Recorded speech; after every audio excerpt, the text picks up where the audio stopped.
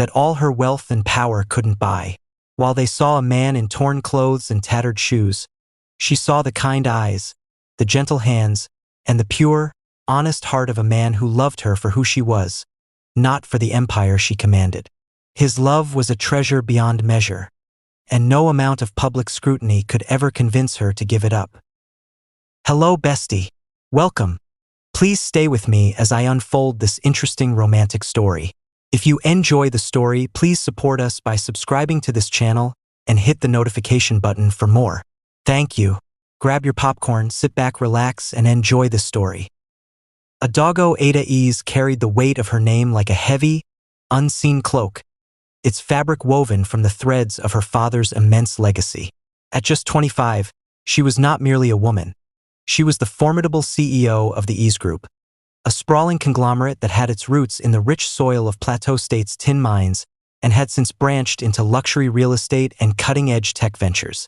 The empire was a fortress built by a man of vision, and Ada had inherited its command with a chilling efficiency that belied her young age. She had spent years preparing for this, tutored by the finest minds and groomed for a life of relentless ambition. Her days were a perfectly orchestrated symphony of power and privilege. A private jet stood ready on the tarmac for her next international deal. Her calendar was a mosaic of high-stakes negotiations, and her nights were a parade of exclusive galas where she was the undisputed queen. In the city of Jos, Ada was a legend, an untouchable force of nature who moved through the world with an air of impenetrable confidence. She spoke multiple languages. Her wit was as sharp as her designer suits, and she could close a multi-million-dollar deal with a single, decisive nod. But beneath the polished exterior, a quiet loneliness lingered, a void that no amount of success could ever fill. Her opulent duplex felt vast and empty. The endless stream of admirers and business partners saw the title, the wealth, the power, but no one saw her. She was surrounded by people who wanted something from her, who spoke of her father's ghost and her own formidable legacy, but no one ever asked about her heart. In her carefully curated world, every relationship felt transactional, every conversation a calculated chess move. It was a golden cage, and Ada, for all her power, was a prisoner within its gilded bars. The day her perfectly well-oiled world screeched to a halt began with a craving so deep and primal it bordered on a memory. It wasn't for some exotic foreign cuisine. It was for the familiar, earthy taste of Mayangeta, a peanut soup dish her late mother used to prepare with a specific blend of local spices. That particular aroma was a portal to a time before the empire, before the title, when she was just a girl in her mother's kitchen. It was a craving not for food, but for the comforting ghost of her past. Her usual driver, Chitty, a man whose schedule was as meticulously planned as a military operation, had called in sick. It was an unprecedented lapse, but Ada was not about to let it derail her quest. The thought of entrusting her bodyguard, Kalu, a hulking figure of efficiency whose life was devoted to preventing any and all forms of chaos, with the task of navigating the chaotic terminus market, was almost comical. His rigid discipline and her need for an authentic, unguided experience were fundamentally at odds. So, against Kalu's frantic, low-toned protests and his dire warnings of security risks, she made a decision. With a quiet authority that brooked no argument, she instructed him to stay back and monitor the perimeter. She would go in alone. This wasn't just about a spice blend. It was a rare act of rebellion, a desperate lurch for something authentic, something real, in a life that had become a meticulously curated existence of sanitized perfection. She was stepping out of the gilded cage and into the vibrant, unpredictable world she had long been insulated from. The market was a symphony of chaos, a vibrant, overwhelming sensory overload that a DAS-insulated life had ill-prepared her for. The air was thick with 1,000 competing scents, the smoky aroma of grilled suya mingling with the pungent spice of dried peppers, the sweet perfume of overripe mangoes battling the earthy smell of fresh yams. It was a kaleidoscope of colors, vibrant fabrics draped over stalls, mountains of jewel-toned tomatoes, and the bright, intricate patterns of traditional Ankara cloth. The sound was a cacophony of 1,000 conversations in a dozen languages, the rhythmic clanging of a blacksmith's hammer, and the constant, high-pitched calls of vendors hawking their wares. Ada, in her immaculately tailored designer clothes, felt like an alien. She was a silent observer in a world she had only ever glimpsed from the tinted windows of her car. Kalu, a silent shadow behind her, was a hulking figure of coiled tension, his eyes constantly scanning the jostling crowd for any hint of a threat. His presence, rather than comforting, only heightened Ada's sense of otherness. Her quest for the specific spice blend was successful, but as she was leaving a textile stall, a bag filled with delicate, hand-woven fabric snagged on a stray hook. The hook, a rusty remnant of a previous vendor, tore a gaping hole in the bag. In slow motion, a cascade of exquisite cloths, silks from Kano, cottons from Katsuna, and intricate, hand-dyed batiks, tumbled onto the dusty ground. The precious fabrics, woven with care and stories, now lay scattered and sullied, a rainbow of silks and cottons mixing with the grime and dust of the market floor. A collective sigh rippled through the nearby vendors. It was the sound of sympathy and, perhaps, a hint of schadenfreude at the misfortune of the obviously wealthy woman. Kalu's low growl was a sound of controlled panic. He lunged forward, his formidable frame ready to create a protective circle and manage the chaos. But he was too late. The damage was done. The beautiful fabrics, meant for a high-end designer, were now just another piece of the market's vibrant, chaotic, and messy tableau. Before Kalu, a human shield of coiled fury, could even begin to clear the area, a young man was already there. He moved with a quiet efficiency that seemed at odds with the frantic energy of the market. He was lean, with dark, observant eyes that crinkled at the corners when he offered a brief, disarming smile. His simple, faded t-shirt and worn-out trousers spoke of a life of physical labor, but his hands, though calloused and dusty, were remarkably gentle as he began to collect the scattered fabric. He handled the delicate silks and cottons with a respect that Ada rarely saw, even from her own staff. "Please, let me help you, madame," he said, his voice carrying a soft, polite lilt that cut through the market's cacophony. His tone was not of a man seeking a reward or a favor, but of one simply offering assistance. He didn't seem to recognize her. There was no flicker of awe or intimidation in his eyes, only a genuine desire to help. He saw a woman in a predicament, not the formidable Adago Ease, CEO of a multi-billion-naira empire. For the first time in years, Ada felt a profound shift in her reality. She watched him work, mesmerized, as he carefully folded each piece of fabric and placed it back into the torn bag. His focus was singular and unhurried. In that moment, surrounded by the swirling energy of the market, with Kalu standing by like a statue of stone, Ada felt the heavy cloak of her name lift from her shoulders. She was just a woman whose belongings had been spilled, and this man was just a kind stranger helping her. It was a simple, powerful truth that felt more real than any of the accolades or board meetings that defined her existence. His name, he would later tell her, was Musa, and his simple act of kindness had, unknowingly, already begun to change her world. As Musa helped her load the salvaged goods into her sleek, tinted window SUV, a brief conversation unfolded that was more revealing than any of her high-level business negotiations. Ada, compelled by a curiosity she hadn't felt in years, engaged him. She learned that his name was Musa, and he was indeed one of the market's porters, a carrier of burdens for others. Yet, as he spoke, it was clear he was so much more. He didn't complain about his worn clothes or the weight of the bags. Instead, his eyes lit up with an infectious passion when he spoke of his dream. His ambition wasn't about power, wealth, or a corner office.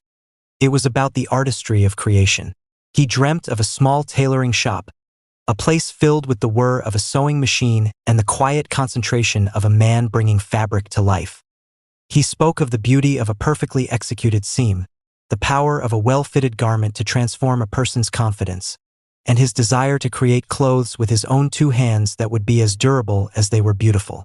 For Ada, who saw the world through the lens of spreadsheets and stock values, who understood the cold, hard logic of profit margins and acquisitions, Musa's perspective was a revelation. He saw the world in stitches and seams, in the potential of a piece of cloth, not just its market value. There was no hidden agenda in his voice, no calculated charm. He was simply a man with a pure, honest dream, and in that sincerity, Ada found herself captivated in a way she never expected. As Ada's driver, Chitty, finally arrived to whisk her away, the hustle and bustle of the market receded into a blur of color and noise. Kalu, a silent monument of disapproval, took his position in the passenger seat, his posture rigid and his eyes on the rearview mirror, as if to erase the entire unauthorized excursion. Yet, as the sleek SUV glided through the streets of Jos, Ada's mind refused to return to its well-worn path of business strategies and market analysis. A single, indelible image was seared into her mind, a vivid photograph that eclipsed all else. It was Moose's earnest face, his brow furrowed in concentration as he meticulously mended her torn bag with a piece of rough twine. She remembered the gentle strength of his hands, calloused from hard work, yet so respectful as he handled her expensive fabric. The memory of his simple, genuine kindness lingered, a powerful fragrance that clung to her long after the pungent spice of the market had faded. She found herself thinking of him, a random porter with a pure, honest dream, more than she thought of the complex mergers and acquisitions that filled her days. She replayed their brief conversation, his passion for tailoring, the way he had looked at her not with awe, but with simple human kindness. It was an intrusion on her carefully constructed reality, a small, vibrant thread that had somehow woven itself into the cold, sterile tapestry of her life. For the first time, the endless pursuit of power and wealth felt less like a destiny and more like a distraction.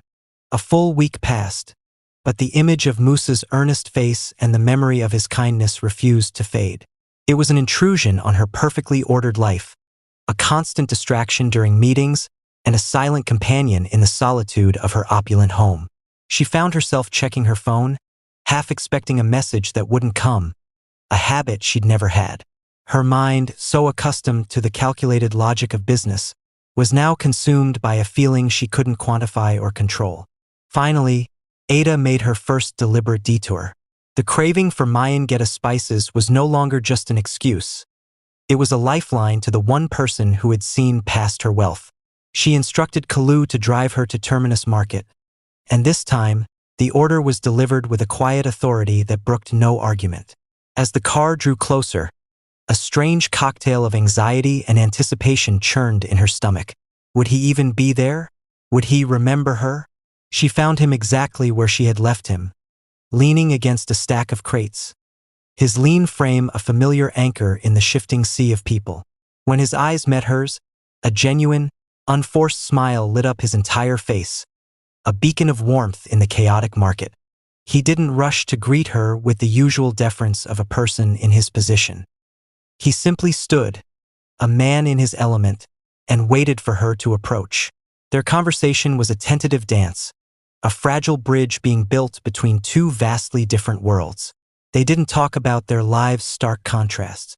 Instead, they spoke of simple things: the heat of the day, the quality of the fabrics she was looking for, and his plans for the small tailoring shop. Ada listened, her guard down, mesmerized by the simple joy he found in his work. He was not intimidated by her presence, and she, in turn, found herself disarmed by his unassuming sincerity. In that moment, a friendship was quietly forged amidst the noise of the market, a fragile but powerful connection that promised to be more than a one-time encounter. Their courtship was unconventional, to say the least. It was a secret dance between a billionaire and a porter, a beautiful defiance of social norms. There were no reservations at high-end restaurants, no paparazzi flashes at exclusive clubs. Instead, their dates were quiet escapes from the noise of their respective worlds. They shared plates of smoky, spicy suya from a street vendor under the wide, starry Jos sky, the rhythmic clatter of the city a distant hum. Ada found more joy in the simple, fiery taste and the easy laughter they shared than she ever had at a five-course banquet. They would stroll through the serene, almost otherworldly landscapes of the plateau, the cool, crisp air a stark contrast to the humid confines of her office. On these long walks, their conversations were a vulnerable exchange of souls. Ada, who was used to speaking in carefully measured statements, found herself opening up to Musa about the immense pressure of her father's legacy and her deep-seated fear of failing it. In turn, Musa, whose life had been a constant struggle, spoke of his fears of never being able to build a secure life and his anxieties about providing for a future family. For Ada, this was a revelation. With Musa, she felt seen, heard, and valued for the person she was, not the name she carried. She kept their relationship private at first, a treasured thing she wasn't ready to expose to the judgment and scrutiny of her highly critical social circle. She knew the whispers would be cruel, the disapproval a tidal wave she wasn't sure she was ready to face. But in Musa's arms, under the quiet of the Joss stars, she found a peace that all her wealth and power could never buy, and she was fiercely determined to protect it. Their world became a private sanctuary, a carefully guarded secret from the prying, cynical eyes of society. It was a beautiful defiance of the reality they were expected to live. Ada kept their relationship a treasured thing, a fragile flower she wasn't yet ready to expose to the harsh sunlight of her peers' judgment and scrutiny. She knew the gossip would be relentless, a venomous swarm of whispers that would pick apart every detail of their connection. They would question her sanity, her judgment, and, worst of all, they would attribute a sinister motive to Musa, a man who, in her eyes, had none. She feared the tidal wave of disapproval from her family and business associates, whose lives were meticulously planned and whose relationships were often strategic. They would not understand a love born from a chance encounter in a dusty market. They would see it as a foolish, reckless gamble. But within the quiet confines of this secret world, a peace she had never known took root. In Musa's arms, under the quiet of the Joss stars, she was not a doggo ease, the CEO, the legacy, the untouchable force. She was simply Ada, a woman who laughed freely, who wasn't afraid to be vulnerable, and who was loved for the person she was, not for the empire she commanded. His presence was a balm to the loneliness that had defined her life, a profound and simple truth that her opulent life, for all its splendor, had never offered. He was her solace, her calm amidst the storm, and she was fiercely protective of this sacred space they had built together. The inevitable reveal, as Ada had always feared, came not from her own lips but from the unforgiving glare of the media. A tabloid photographer, a man who had been a silent vulture at many of her galas, had captured a grainy, clandestine photograph of Ada and Musa in a quiet park. The picture was published with a sensational headline that screamed of a billionaire's slumdog romance and painted Musa as a cunning opportunist. The carefully guarded sanctity of their private world was shattered in a single, devastating moment. The backlash was immediate and brutal. Her family, a bastion of tradition and social standing, was the first to react. Her mother, a woman who measured a person's worth in their bank balance and pedigree, was in a state of shock and disbelief, her voice a mixture of anger and betrayal. "Ada, have you lost your mind?" she cried. "What could you possibly see in a man like that?" Business associates, their faces a mask of thinly veiled concern, held private meetings to discuss the reputational damage to the Ease Group. They questioned her sanity and her judgment, painting Musa as a manipulative fortune hunter who had cleverly ensnared her. But Ada, who was used to standing her ground against titans of industry, was resolute. She faced the tidal wave of disapproval with a quiet, unyielding resolve. She did not falter. She did not apologize. In her heart, she knew the truth. She had found something real, something precious, that all her wealth and power couldn't buy. While they saw a man in torn clothes and tattered shoes, she saw the kind eyes, the gentle hands, and the pure, honest heart of a man who loved her for who she was, not for the empire she commanded. His love was a treasure beyond measure, and no amount of public scrutiny could ever convince her to give it up. Ada met the backlash not with a storm of anger, but with a quiet, unyielding resolve that was far more potent. The phones rang off the hook, a constant stream of concerned relatives and business associates offering unsolicited advice. She listened to them all, her voice unwavering as she defended her love for Musa. There was no apology in her tone, no hint of a doubt in her mind. Her conviction was her shield, and it was impenetrable. The most difficult confrontation was with her mother, a woman who had spent a lifetime navigating the treacherous currents of high society. "Ada, this is not just about you," her mother pleaded, her face a mask of worry and disapproval. "It's about the E's name, our reputation. What will people say?" Ada looked at her mother, her eyes clear and resolute. "They can say whatever they want," she said, her voice a calm, powerful current. "I know my truth." She paused, letting the silence hang between them before delivering the simple, profound truth that defined her choice. "He sees me, not the empire, and I see him, not his circumstances." Her mother, who had always defined love and marriage through the lens of social status and strategic alliances, was left speechless. In that moment, Ada's formidable strength was on full display. The power she wielded in the boardroom, the power of numbers, mergers, and cold, calculated logic, was nothing compared to the force of her will when it came to protecting the man she loved. It was a power born not of wealth, but of the heart, and it was a force that no amount of money or social pressure could ever hope to conquer.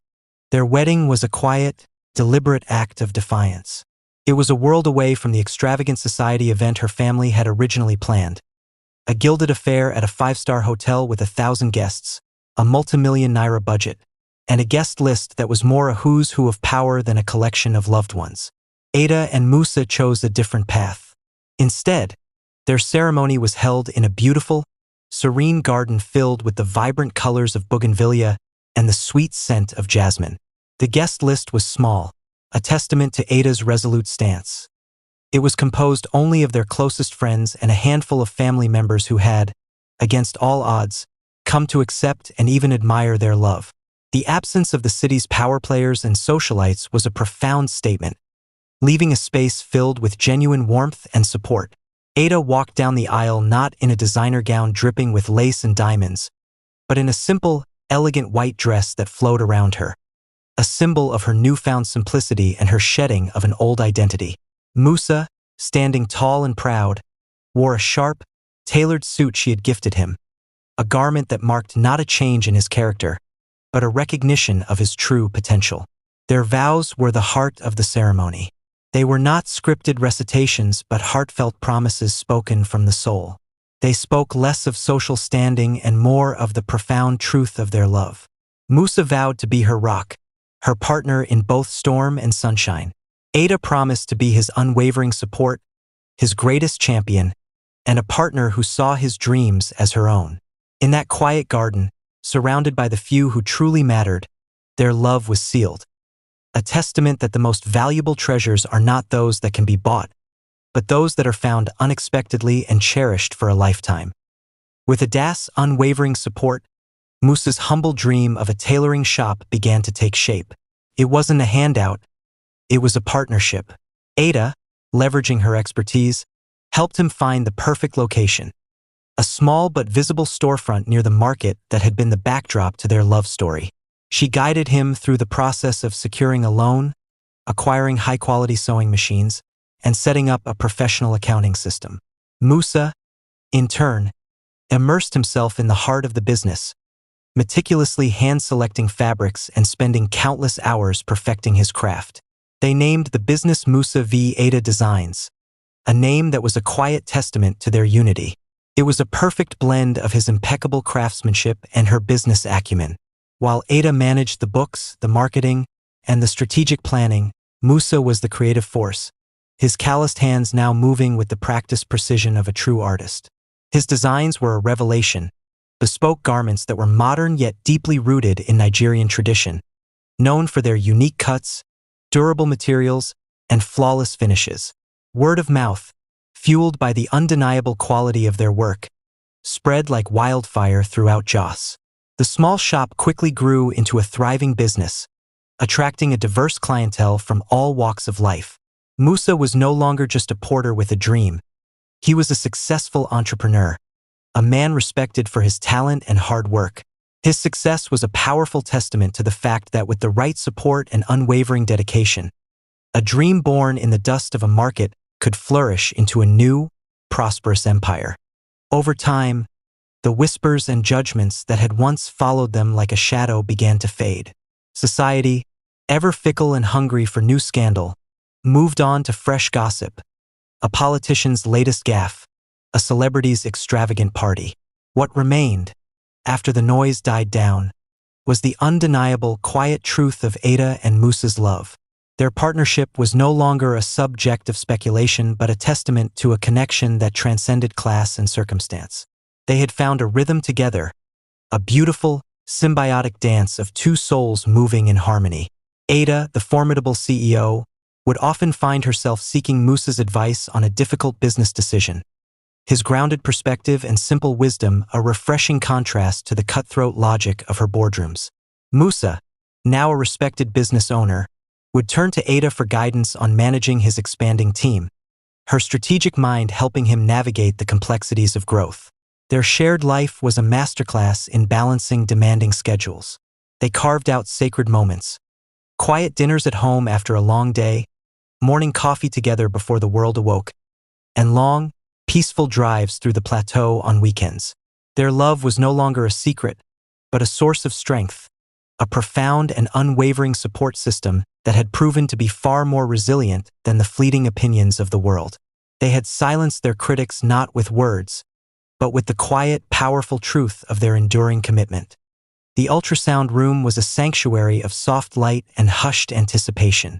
Ada lay back, her hand held tightly in Musa's, as the doctor moved the transducer over her belly. The soft whir of the machine filled the silence, and their eyes were fixed on the black and white screen, searching for a single, unmistakable shape. The doctor, a kind woman with a reassuring smile, pointed to a small, flickering dot. "There's the heartbeat," she said, her voice warm. Ada and Musa exchanged a tearful, joyful glance. Then, the doctor paused, her smile widening into a grin. She moved the transducer slightly and pointed to another spot on the screen. "And there," she said, her voice filled with delight, "is the second one. Congratulations, you're expecting twins." The news took their breath away, a moment of stunned silence followed by a rush of overwhelming, boundless joy. Musa squeezed Ada's hand, a single tear tracing a path down his cheek. Double the life, double the love. The thought felt monumental, a beautiful, dizzying cascade of blessings. Their love story, which had been a beautiful defiance of a world that expected them to be apart, was now about to welcome two new, perfect chapters. Their love hadn't just created a family. It had created a legacy, a double dose of hope and happiness that would be a testament to their extraordinary journey. As their family prepared to grow from a couple to a family of four, the duplex they had been living in, while beautiful, no longer felt spacious enough. They moved into a new, more expansive duplex, a stunning home filled with light and warmth. Its high ceilings and large, floor-to-ceiling windows welcomed the bright Joss sun, a contrast to the dim, rain-soaked market where their story began. The duplex was more than just a house. It was a physical representation of their journey, a place where their two worlds had seamlessly merged into a cohesive, beautiful whole. The interior was a reflection of their shared lives and intertwined histories. Ada's sleek, minimalist aesthetic was balanced perfectly by Musa's appreciation for tradition and craftsmanship. Expensive, modern art hung on the walls, a silent nod to Ada's success, while beneath them, intricate, hand-woven rugs brought warmth and a sense of history into the space. A state-of-the-art kitchen with a gleaming marble countertop coexisted with a hand-carved wooden bowl that held fresh, local fruit. Family photos, capturing their journey from a chance meeting to a loving partnership, filled the space, each image a cherished story. The home was not just a collection of possessions, but a living testament to their unique love, a sanctuary where luxury and humility, modernity and tradition existed in perfect harmony. The heavens opened up over the city of Joss that afternoon, a sudden, heavy downpour that drenched the streets and muffled the world in a wash of gray. The sound of the rain hammering against the large windows of their duplex was a soothing rhythm. Ada stood by the window, a cup of tea warming her hands, and watched as the world outside was transformed by the sheer force of the storm. The relentless rain was not a source of gloom but a trigger for a powerful memory. She smiled to herself, a soft, wistful smile. The image of that first day, of the chaotic market floor slick with mud and the vibrant fabrics scattered like lost jewels, was as vivid as if it had happened yesterday. She could almost feel the cold rain on her skin and hear the low, rumbling thunder in the distance. The memory of Musa's gentle, calloused hands gathering her belongings, his kind eyes meeting hers for the very first time, was as clear as the rain streaking down the glass. She turned to find him standing just a few feet away, a silent sentinel who had been watching her. She didn't need to say a word. The question in her eyes, "Do you remember?" was as clear as day. He smiled back, a slow, knowing smile that crinkled the corners of his eyes, as if he had been walking the same memory lane. "A perfect day for a memory," he whispered, his voice a soft, warm comfort in the large room.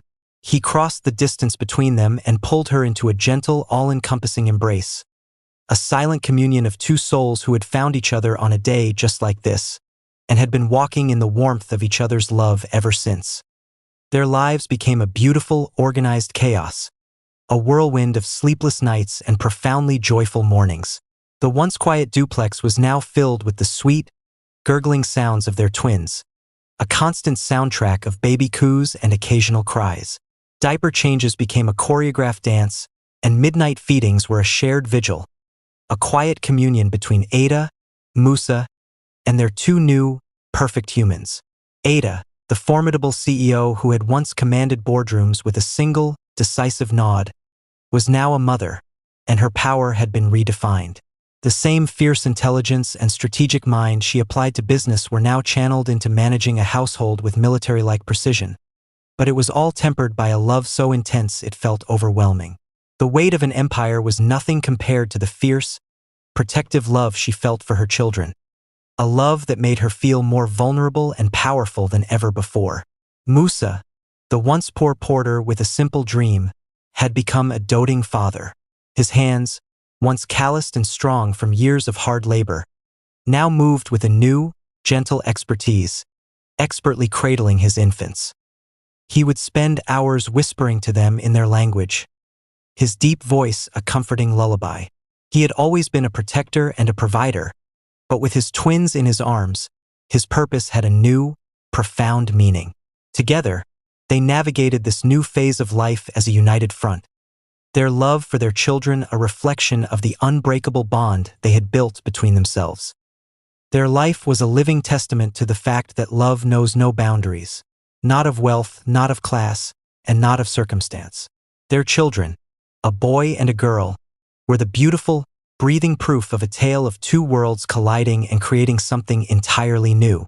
They were the embodiment of Ada's drive and Musa's quiet strength, their laughter and curiosity a perfect reflection of both parents. They were raised in a home that was a sanctuary of blended values. Ada and Musa were determined to teach them that worth was not measured by a bank account, but by the content of one's character. They saw their mother, the formidable CEO, working late in her home office, teaching them the value of ambition and hard work. But they also saw their father, the accomplished tailor, with his hands busy creating, teaching them the importance of craftsmanship, kindness, and humility. The children were taught to treat everyone with respect, from the staff who helped run their home to the vendors in the market where their parents' story began. They were being raised not just in a house of immense privilege, but in a home built on a foundation of love and mutual respect. Their existence was the ultimate triumph over the skepticism and judgment they had faced. They were a new generation, a legacy forged not in wealth or power, but in the unbreakable, boundary-defying power of love. There was a moment, as Ada watched her children playing on the plush rug of their duplex, their laughter a melody that filled the house, that a profound realization washed over her. Her legacy, she understood with startling clarity, wasn't just in the empire she commanded, the factories, the real estate, the tech ventures. It was in the family she had built, in the enduring love she had found, and in the values she was now instilling in her children. She had spent years meticulously cultivating a legacy of power and wealth, a path laid out for her by her late father. But her true legacy was far more valuable and infinitely more precious. It was in the way her children looked at their father, a man they saw as a hero, a man who taught them the dignity of hard work and the power of a kind heart. It was in the unconditional love that filled their home, a wealth of happiness and peace that no amount of financial success could ever buy. In that quiet moment, Ada had reimagined the very meaning of success. It was no longer measured by the numbers on a balance sheet but by the richness of her life. She had moved beyond the pursuit of financial power to a far greater, more meaningful wealth, the wealth of a loving family, a true partnership, and a life lived with purpose. Her greatest achievement was not the empire she had inherited, but the extraordinary love story she had created. As the sun began to set on a beautiful, bright day, it painted the sky over Jos in a magnificent palette of gold, crimson, and lavender. Ada and Musa sat together on the porch of their duplex, their hands clasped loosely, watching the day end. The air was cool and peaceful, a soft breeze rustling through the leaves of the trees. At their feet, their twins played happily on a large, woven rug, their giggles a sweet and joyful sound that punctuated the silence. They looked at each other, a shared understanding passing between them that transcended words. It was a look that held the memory of a rainy day in a market, the triumph over judgment, the quiet joy of their wedding, and the beautiful chaos of their lives now. Their story, they both knew, was far from over.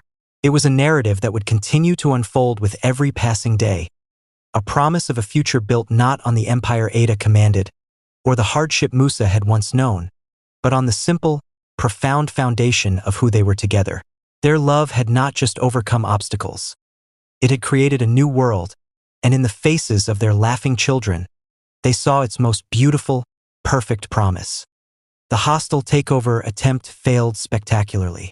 Chief Atakunal, his reputation in tatters and his corporate image irreparably damaged, was forced to withdraw his bid, his defeat not just a business loss but a profound public humiliation. Ada and Musa's victory was a triumph of integrity over cynicism, a testament to the power of a story told with truth. Later that evening, in the quiet intimacy of their home office, Ada turned to Musa. The confidence she projected in the boardroom was now replaced by a deep sense of gratitude. She took his hands in hers, her touch reverent.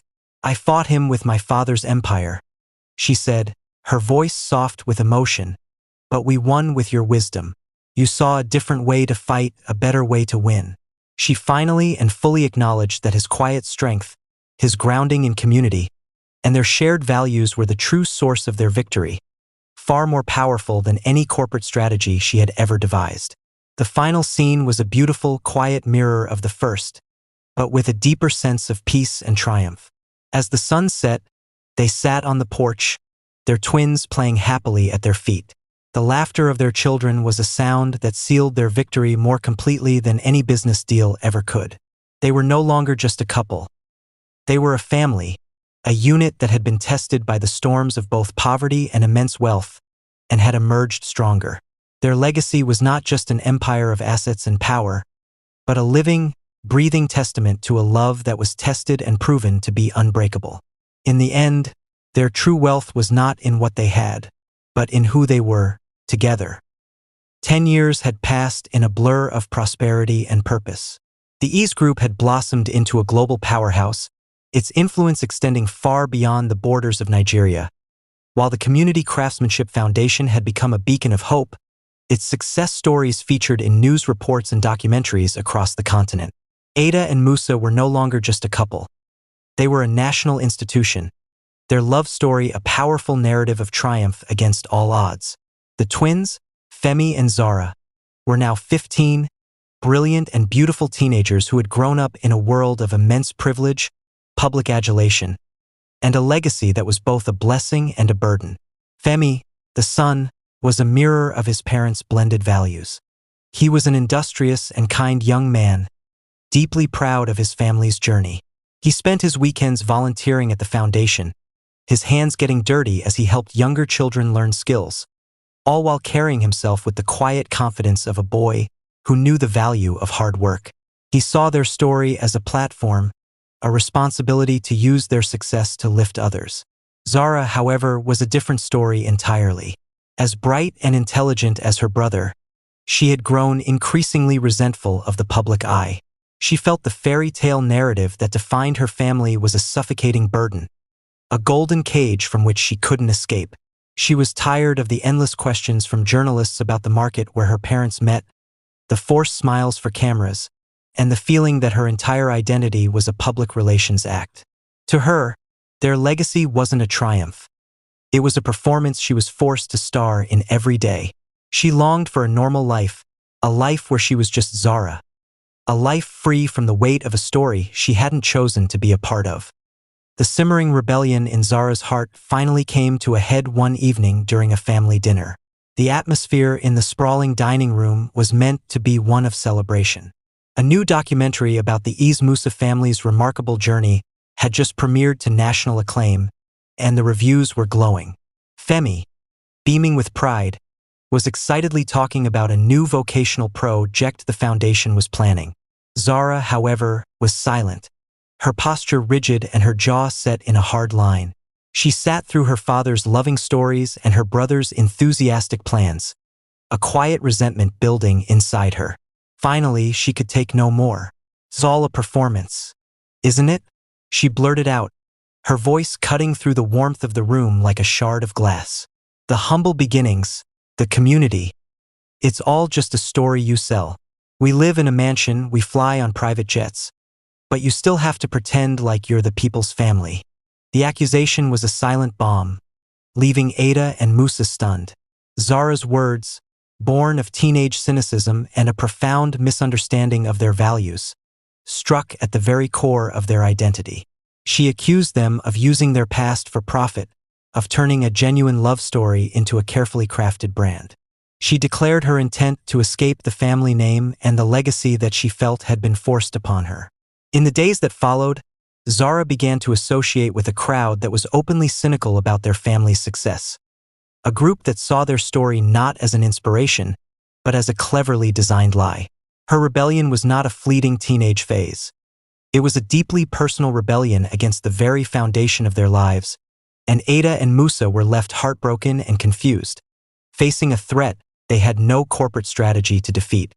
Ada and Musa, heartbroken and confused by Zara's rebellion, knew that a conventional response, grounding her or punishing her, would only deepen the chasm between them. So, in the spirit of their own unconventional love story, they devised an unconventional solution. "We can't force her to see our truth," Ada said one evening, "but we can show her." Instead of a lecture, they presented Zara with an ultimatum. "You've accused us of living a lie," Musa said, his voice firm but gentle. "So we want you to see the reality for yourself. For the next month, you will live and work at the Terminus Market Community Foundation, not as a guest but as an intern." Zara's initial fury was volcanic. She was forced to trade her luxurious bedroom for a small, simple room in the community center and her designer clothes for the foundation's uniform. She arrived in the bustling market with a scowl, a princess exiled to a kingdom she had long romanticized from a distance. The work was challenging and humbling. She spent her days organizing materials, helping with lesson plans, and, most importantly, listening to the stories of the young people who came to the center. These were not the narratives of carefully crafted public relations. They were raw, honest stories of struggle, hope, and profound gratitude for the very foundation she had so cynically dismissed. The glitz and glamour she was accustomed to began to fade, replaced by the genuine connections she was slowly and hesitantly beginning to make. The cynicism that had been her shield began to crack, one sincere conversation at a time. The turning point came on a quiet afternoon at the foundation. Zara sat in the workshop, organizing spools of vibrant thread, her mind still in a fog of cynicism. A young girl named Amina, who was learning to sew to support her family, sat next to her. Amina, who had lost her home in a fire and had been a ward of the foundation, spoke with a profound, unshakable gratitude that Zara had never encountered. "I used to think my life was over," Amina said, her hands moving with practiced ease on a piece of fabric. "But then your parents' story came to us. It wasn't just a story, it was a promise. Because of them, I have a future. I can build something with my own hands." In that moment, Zara's carefully constructed cynicism shattered. She saw that the legacy wasn't a performance for the cameras. It was a tangible force of good that was changing lives. She finally understood that her privilege was not a burden but a platform, a gift that came with a responsibility to do good. Her worldview, once so narrow and resentful, widened to encompass a world of struggle and hope she had never truly seen. She returned home a different girl, her eyes now filled with a new humility. She found her parents on the porch, a silent vigil of worry on their faces. Instead of another argument, she simply hugged them, a quiet, heartfelt apology that needed no words. Zara's transformation was genuine and profound. She began to actively participate in the foundation's work, but on her own terms, using her formidable intelligence to help manage the foundation's growing social media presence and connect it to a new generation. Her rebellion had not broken their family. It had strengthened it. The family's legacy was reaffirmed, not just in their businesses, but in their ability to teach their own children the true, profound meaning of their story. A story that was still being written. Years passed, and the Eaz Musa family's journey, once a private affair of love and resilience, became a global phenomenon. Ada's business empire had transformed into a multinational force, celebrated not just for its profitability, but for its ethical practices and community-focused ventures. The Community Craftsmanship Foundation, born in the heart of Jos, had grown into a respected international organization, with its unique model of empowerment being replicated in developing nations worldwide. Their story, once a local fable of two different worlds colliding, was now a global narrative, a powerful testament to corporate social responsibility and the transformative power of integrity. Femi and Zara, now confident and compassionate young adults, were not just beneficiaries of this legacy. They were its inheritors. Femi, with his quiet strength and meticulous planning, mirrored his father's grounded wisdom. Zara, her rebellious fire from years past now a focused passion for justice, was a force of nature, driven to challenge injustice wherever she found it. Together, they were the new faces of the Foundation's international projects. Their first major mission took them to a war-torn region in East Africa, a place where a prolonged conflict had left a generation displaced and without hope. For Femi and Zara, it was a new, challenging world, a brutal reality that was far removed from the comfort and security of their home in Jos, and it would test their resolve like nothing before. A new reality. Femi and Zara's helicopter touched down in the middle of a sprawling, dusty sea of tents. The air was thick with the smell of smoke and desperation, and the low hum of 1,000 quiet stories filled the space. They were confronted with a level of suffering they had only ever read about in carefully curated reports. The children with vacant eyes, the families huddled together under tattered canvas, the unending line for water. This was not a mission. It was a harsh and immediate reality that humbled them to their core. This new world became the forge of their characters. Zara's adolescent cynicism, long since replaced by a passionate drive for justice, now evolved into a fierce, protective compassion. She no longer saw the world in black and white, but in the nuanced, painful colors of human suffering, and her fiery spirit was now a powerful force for empathy. Femi's quiet strength, once a bedrock for his family's business, was now tested by the sheer scale of the need. He felt the weight of every person's story, but he knew he couldn't crumble. He had to be a steady hand, a calm mind, in the face of so much chaos. Together, they began the work. Drawing on the very model their parents had perfected in Jos, they set up the first of many vocational training centers, a place where people could regain their dignity through work. Next to it, they established a makeshift clinic. With every nail hammered and every life-saving medicine administered, they were doing more than just building a foundation. They were bringing a piece of their home, their parents' legacy, and their family's hope to a place that had almost forgotten what hope felt like. The shadow of power. Their good intentions, however, cast a long and dangerous shadow.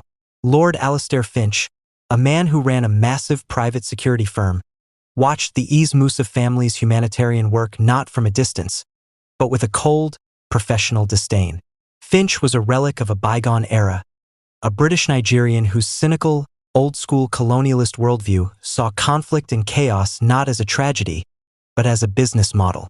His company, a well-oiled machine of contractors and arms deals, thrived on instability, profiting from the very conflict that had created the camp Femi and Zara were now trying to heal.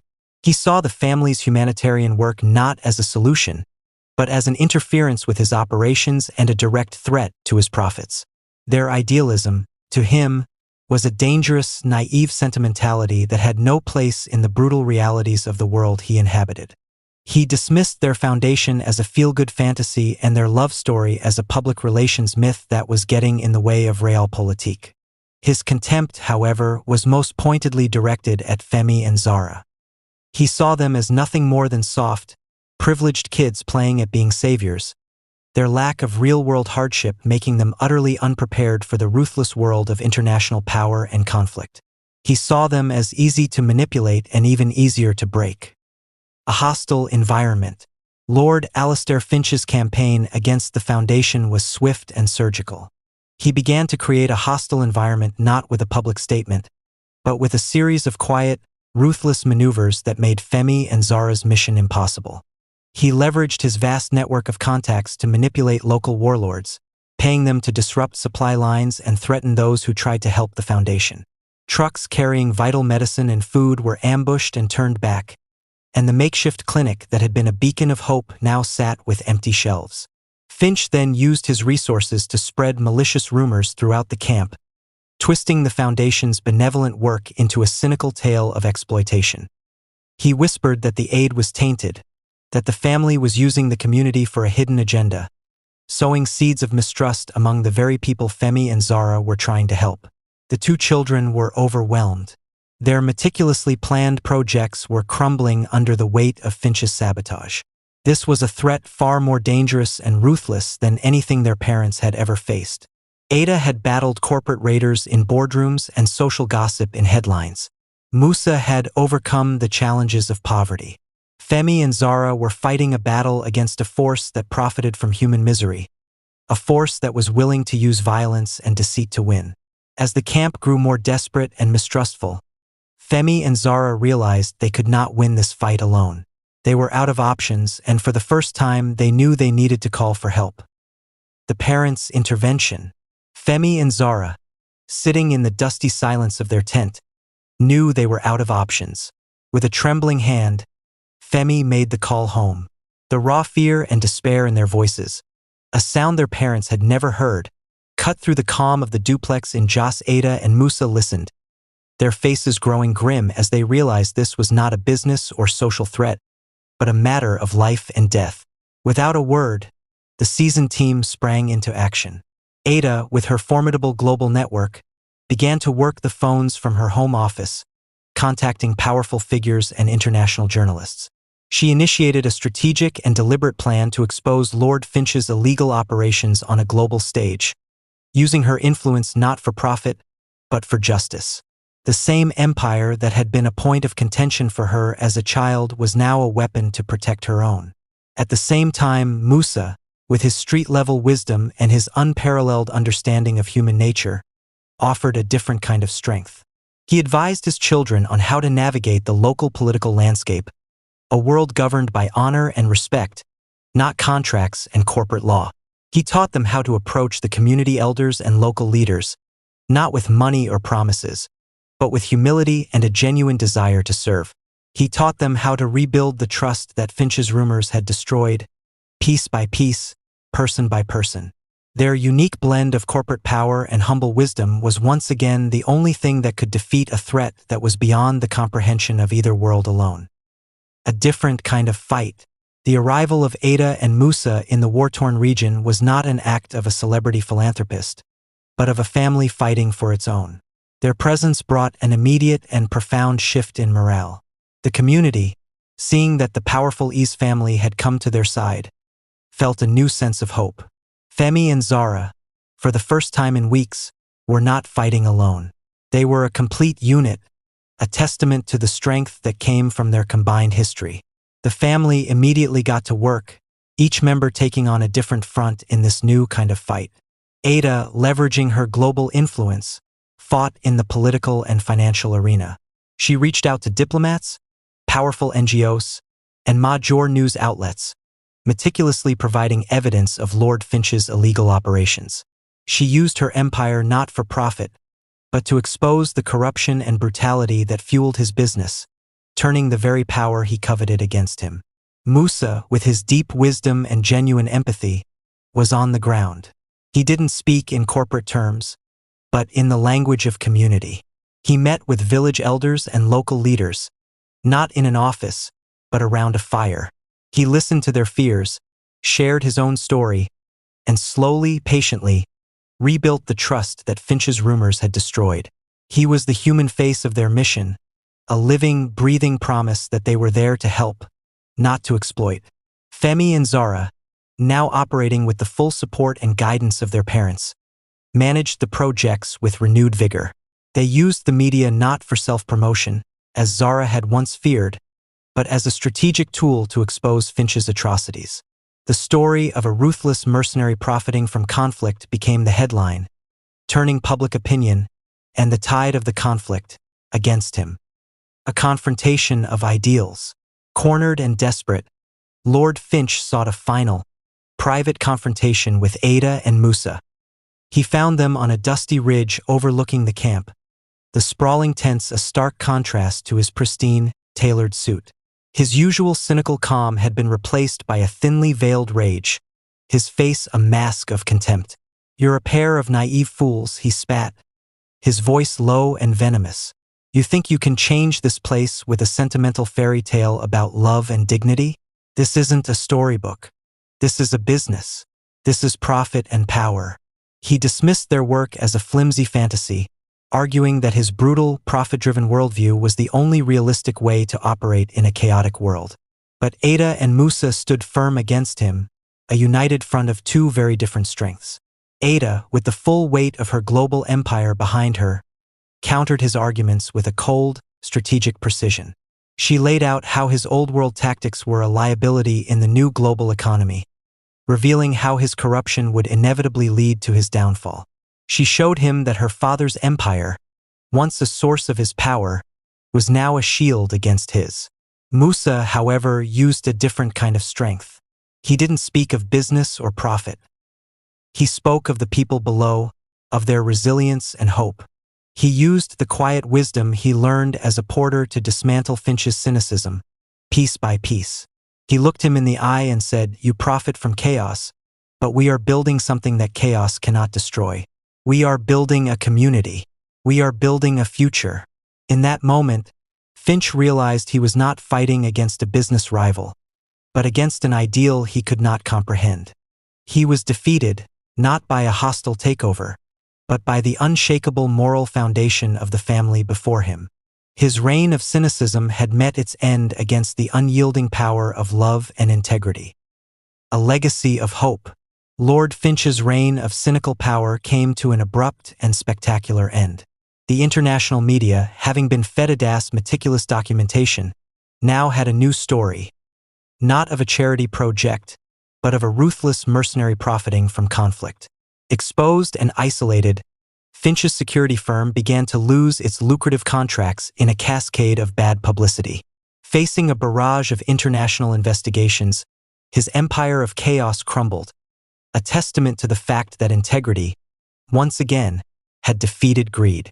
With Finch's dark shadow removed, the Foundation's project was finally able to flourish. The supply lines, once sabotaged, now flowed freely.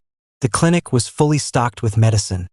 The vocational training centers were humming with activity, and laughter, once a rare sound, now filled the camp.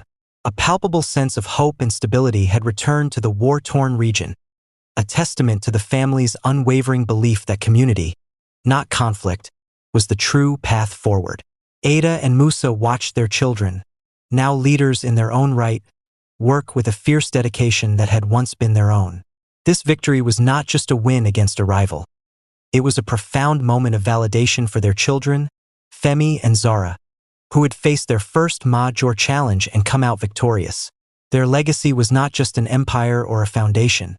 It was the very idea that hope could be a force for change, a belief that they had successfully passed on to the next generation. Back in the peace of their home in Jos, Ada and Musa sat on their porch, a quiet, deep sense of pride settling over them. They watched their children, Femi and Zara, now confident and compassionate leaders, managing the foundation's global operations from their home office.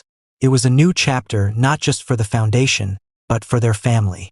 In the way they handled Lord Finch's brutality, in the way they rebuilt trust and brought hope to a ravaged community, Ada and Musa realized their children were no longer just extensions of their story. They were now leaders in their own right, a testament to the values they had so carefully instilled. With a shared look of understanding, they made the decision to step back. They gathered Femi and Zara for a meeting, not as children, but as partners. Our story, Ada began, her voice filled with pride and emotion, was about building something from nothing. Your story is about protecting that something and helping it grow into a force for good in the world. They formally handed over the reins of the foundation, entrusting them with the legacy they had built together. It was a poignant moment of letting go, of acknowledging that their work was not done, but was now in the capable, loving hands of the next generation. Ada and Musa, now mentors and advisors rather than day-to-day operators, had found a new, peaceful purpose, their work now a testament to their children's ability to carry on their legacy. Ada and Musa sitting on the porch of their duplex as the sun began to set, casting the city in a magnificent, warm glow. They were older now and wiser, their faces etched with the lines of a life fully lived, filled with challenges and triumphs. They sat in a comfortable silence, their hands clasped, reflecting on a journey that had taken them from a chance encounter in a rainy market to the heights of global influence. The story of a porter and a CEO was a finished book, but the story of a family was not. Inside the house, the sound of their children's voices, now confident and assured, echoed from the home office. They were navigating a new world, leading a global foundation, and building a legacy of their own. As Ada and Musa listened to the calm rhythm of their children's work, a profound sense of peace settled over them. They realized their legacy wasn't in the empire they commanded or the foundation they had built. It was in the young, hopeful leaders they had raised. Their work was far from over, but the torch had been passed. The story of a porter and a CEO had now become the story of a global family, and a new horizon, filled with new challenges and new triumphs, was waiting for them all.